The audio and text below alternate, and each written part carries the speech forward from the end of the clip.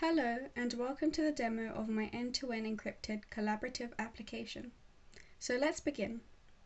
As soon as you open the application, you're met with a sign-in menu which allows you to sign in with your Google account.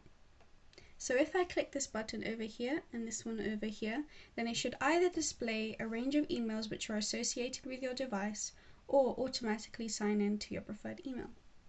So let's click Marco Salvatici over here. Signing up means sending a message to the application server which contains your public key, registration token, and email. This facilitates future communication with encryption. So now let's move on to the next page. On this page, we're able to create to-do lists. So let's create a groceries to-do list which will guide us in our shopping in the future.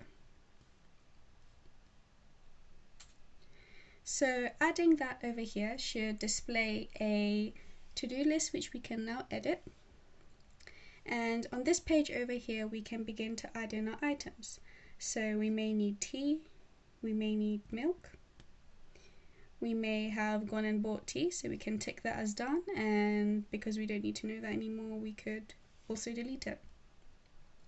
Now, say we have a family member and we wish to collaborate with them on this groceries to-do list, we can then add them via this button over here, which takes us to a page to do so.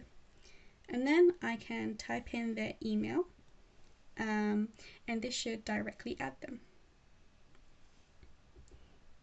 What this does is it sends a group key and the document history to the peer so that they can encrypt all of their collaborative group messages without the application server seeing them. And over here, there is the groceries to-do list which the peer can now edit on. And when we open it, it should synchronize completely with the peer and they can begin collaborating. So say they now need apples. Then this should appear on the other device and the other person buys the milk, then it should appear done on that device too. Now, one of the useful features of this application is that it allows you to create lots of to-do lists simultaneously. So let's demonstrate that ability by leaving this to-do list over here and creating a new one. So let's say that we would like to create one to describe all of the tasks for our dissertation. We can click the plus button here and that should display a new to-do list that we can now edit, and we will enter that to-do list here. So now say that the items that we need to do is a plan and an introduction. We can similarly add the peer, which is going to be Karen. And it displays that Karen has been added. So if we go back over here, then we can see that the dissertation to-do list is available and it has correctly synchronized to the correct point in time.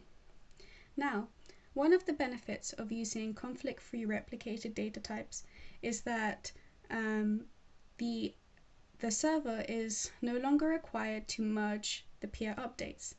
This makes it a lot easier to be able to work offline. So let's demonstrate this by turning on airplane mode on this device. And let's say that while this device is offline, they complete the plan.